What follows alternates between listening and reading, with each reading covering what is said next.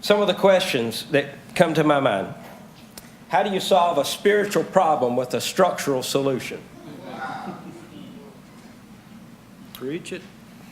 How does the IOTCT plan reshape United Methodist polity and ecclesiology in reference to the role of General Conference and the Council of Bishops? How does the plan limit diversity and voices at the table? How does a set-aside or non-residential bishop affect general conferences and jurisdictional conferences? What are liability concerns raised by assets being placed in a 15-member Center for Connectional Mission and Ministry, CCMM? How does restructuring affect the work of the general agencies and clergy and lay representation in general conference decision-making and as a feeder system for church leadership? Lastly, how does one build trust for a small, streamlined governance structure in a low-trust environment? Well, I may add one more question. Does the plan actually help local churches become vital? The penultimate question.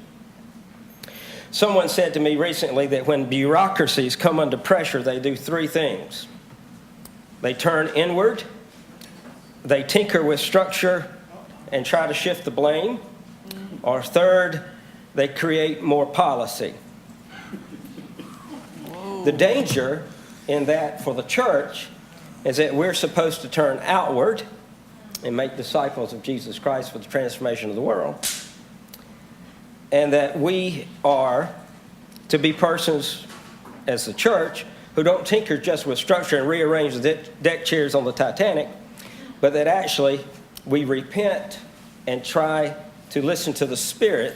And I think you'll see that in the book of Acts when deacons were created to help the apostles in the distribution of food, or even in the first council in Jerusalem. The Spirit empowered. And thirdly, the church tends to create more relationships than create more policy. And when you create more relationships and you want more voices at the table, if you've been in a church, and I know all of you have been in a church or you wouldn't be a part of this agency, being church, doing church is messy. It's chaotic, isn't it?